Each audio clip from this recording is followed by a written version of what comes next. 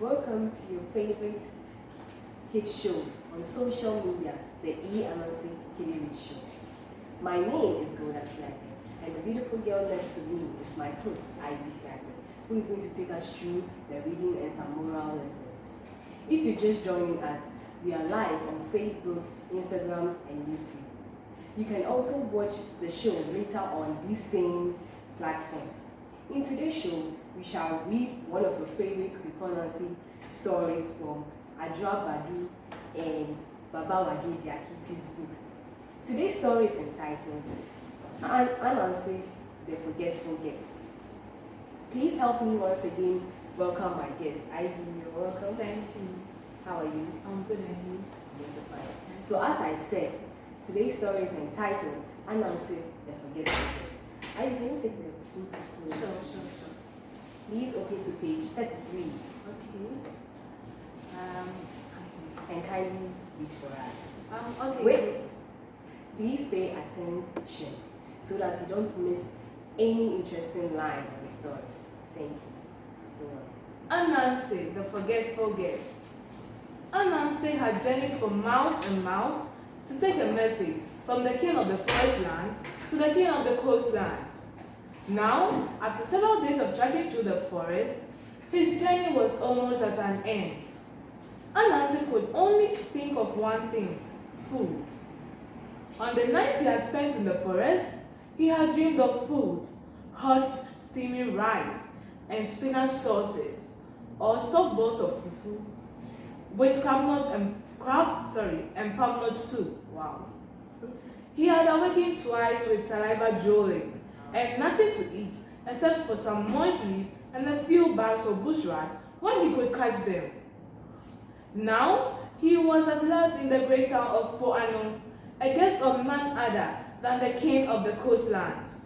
He would deliver his message. Then, as tradition demanded, he would bath and eat. The king was a kind man, and after making sure that e-Ananse had been given a room, water to bath, and a change of clothes, he instructed his senior wife to prepare a meal for him. Imagine the pleasure e-Ananse felt as the smell of cooking food filled his nostrils. Let me guess, he chuckled to himself. This will be rice and chicken stew that's cooking. Unable to wait any longer, e-Ananse dressed quickly and followed his nose to the kitchen. "Ah, Mr. e-Ananse, you are most welcome," said the king's wife. "You must be very hungry after your long journey." "Yes, indeed," replied e-Ananse. "Right now, with the smell of your food filling this room, it is my pleasure to be hungry." With a flourish, the king's wife lifted the lid of e-Ananse's bowl. But at the sight of the food, e-Ananse collapsed, for in the bowl was the most despised of foods: dried cassava mash.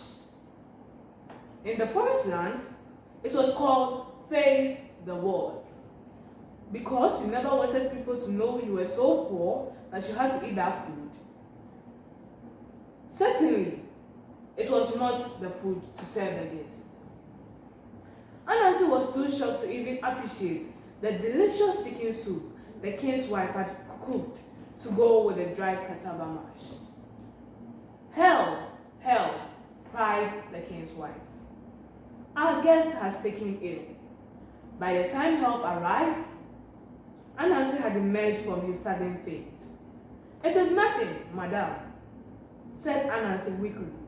"Only a small hereditary malady, for cassava is forbidden to me. Even the sight of it affects me." Oh dear," said the king's wife. "I am afraid this is going to be a difficult visit for you.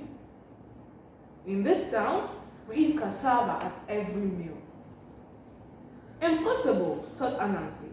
"This must be a trick to test my resolve. Why would people eat cassava at every meal?" But they did. In the mornings, they ate cassava porridge. In the afternoons, they ate cassava mash. And in the evenings, they ate their cassava roasted. e-Ananse had to go out each day to find moist leaves and bags to eat, for the news had spread that cassava was forbidden to him. The last day of Ananse's visit fell on the harvest celebrations.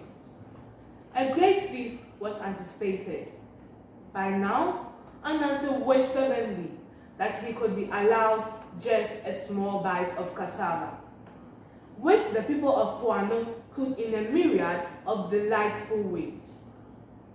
There were spicy cassava fries, oh God, cassava and vegetable stir fry, not to mention the soups and stews with which cassava was served. Wow. That night, he hatched a plan. The next day dawned bright, as though even the skies knew of the harvest festival and the feasting that would soon take place. Everywhere, people bustled about preparing food and preparing themselves for the feast in the public square where the king would be in attendance. The royal dais was erected and seating was arranged around the central clearing where speeches and prayers were to be said. Early that afternoon, the people of Puano gathered for the festivities, adorned in brightly colored clothes of rich design. Ceremonial silk and two-piece suits sewn in traditional fashion were enhanced by jewelry made of gold, silver, beads, and polished wood. Finally, the king made his entrance, but Ananse was nowhere to be found. The prayers were said and speeches made. Gift bearers brought firewood and other gifts to the king.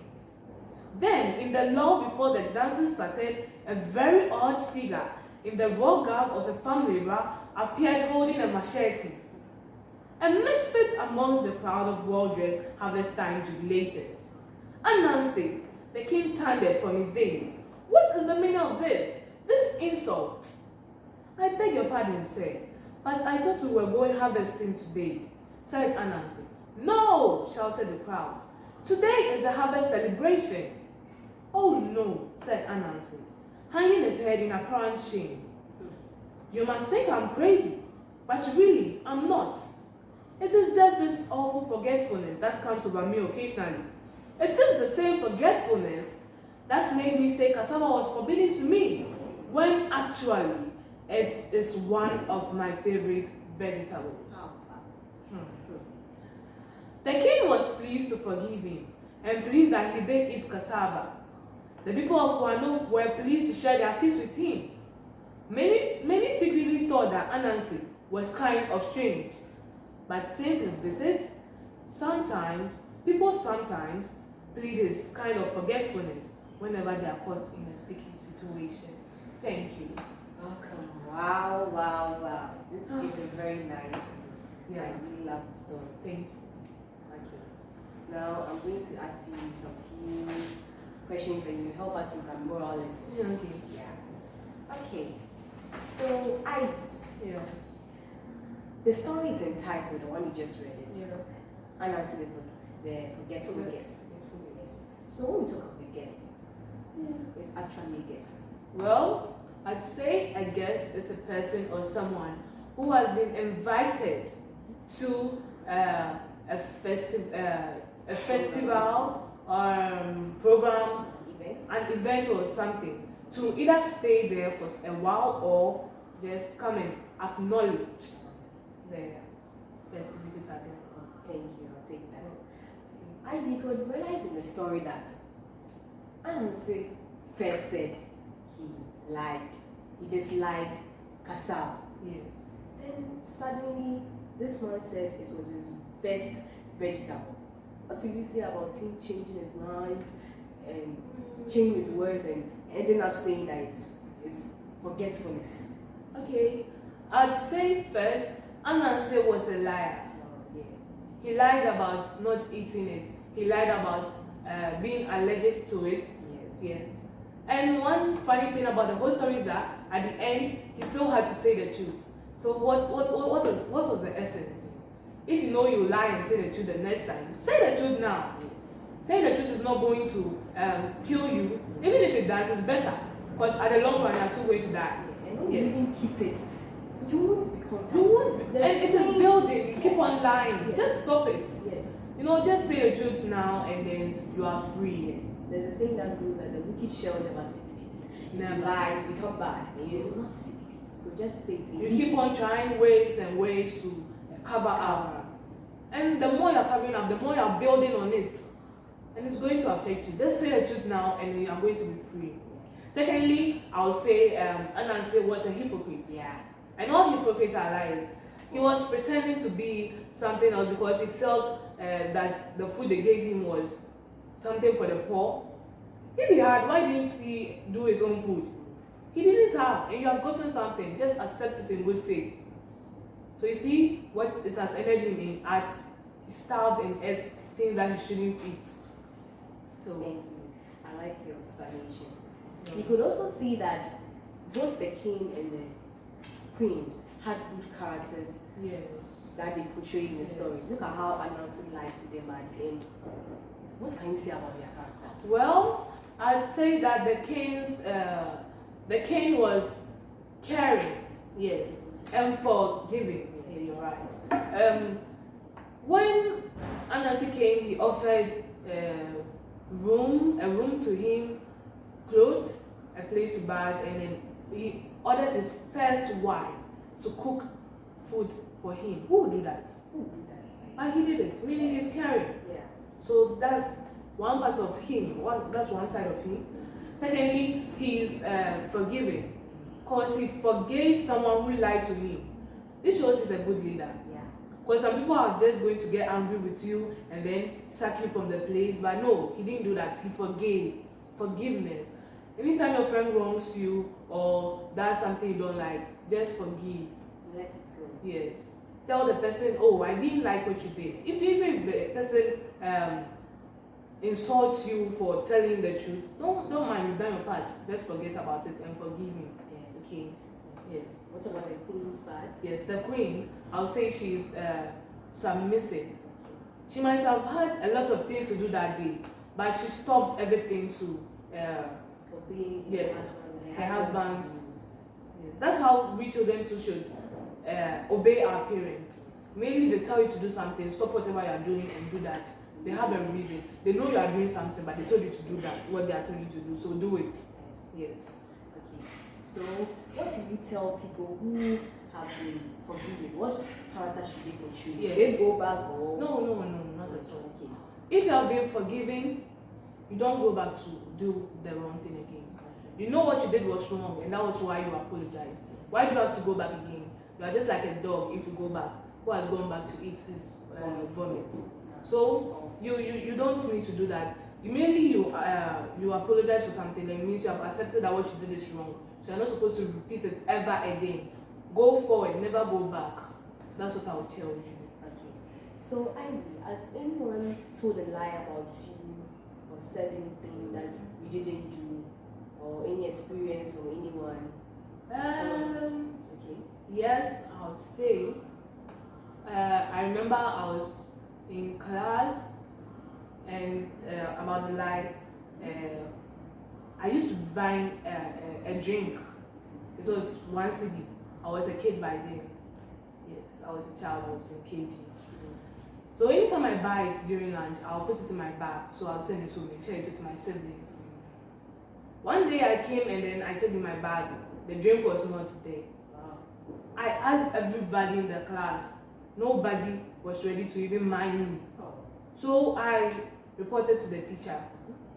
And then as I was sitting, something fell from the back. The teacher was also standing beside me. Oh. So the teacher turned to see, and then it was my calico that was falling from one of the boys sitting behind me. Wow. So my teacher asked him why it was with him, and he didn't have any reasonable answer. So he was caned. He received almost 5 lashes. Wow. So what if he had told me the truth and given me my calico? All this would not have happened. Yes. At the end, you took canes and the calico, you didn't drink it. Yes. I took my thing back. Wow. So you see, you need to speak the truth at always, Yes. all times. All times. Yes. Thank you for your advice. Oh. And When we talk of ignorance, you could see that Ananse was ignorant about the festival which was going to be held at the palace. What do you tell people about ignorance? Like when they are going somewhere, what they should know some information about the place before they get there. Please tell us something. Okay. So I would say information is key. And then anywhere you're going to, you need to know something about the place, what you should wear, the time you should get there, and how you should comport yourself. If you don't have information and you go just anyhow, you walk in anyway, you can even get arrested if it is a really high place. Yes. So anywhere you go to, you need to have information about the place. Like going to a new school. If you are going to a new school, you need to know the uniform they wear, when they wear it, the socks, prescribed things that they do. Yes. So that you will not get lost. It's even the fees too. Yes, and the fees. You need to know the fees. Check your bottom and salary. Yes. Check your bottom. Yes. Okay, thank you. Okay, so I want to say about festivals in general. Well, festivals in general, I would like to talk about good festivals. Okay. Yes. So good festivals promote unity. It's a chance, or it's a place where people meet their friends, old friends, family members, get together. Some even find their marriage partners. Yes. So good festivals also help us learn more about our culture. You know, in this world, this modern world, things are changing, so we are forgetting our culture. So festivals help, yes. We ourselves are even exhibiting our culture. Yes. Yes. Okay, so what will you say about the conformity, about the people in Puano? Yes. I would say that the people in Puano, they conform to every rule in their town, except for Ananse. And you bear with me that he was a guest, and he did not have information. As I said earlier, information is key. So anywhere you go to, you need to conform to the rules over there, what you should do, how you should do it, and the where to be done. Yes, when to be done. Just as this Corona era, you need to wear your nose mask, sanitize your hands, and then to observe the social distancing. Yes, that's what you need to do. So when you conform by that, then it means you are learning something from the people of Puano. Yes. Thank you. Wow, I've learned a lot from you. And I hope you viewers have also learned a lot, and it's going to have a great impact in your life. So please listen, and I hope please listen to us next time when we come on the show. We have once again come to the end of another wonderful time of the e-Ananse Kiddie Reads show. My name once again is Golda Fiagbe, and my guest, thank you for coming. You're welcome. Okay. And we also appreciate all viewers who use their time to watch this wonderful program. A big thanks also go to the e-Ananse libraries for making this show a reality. I have been your host for today's program. Till we come your way another time, e-Ananse, we say, is where stories comes to life. Bye-bye. Bye.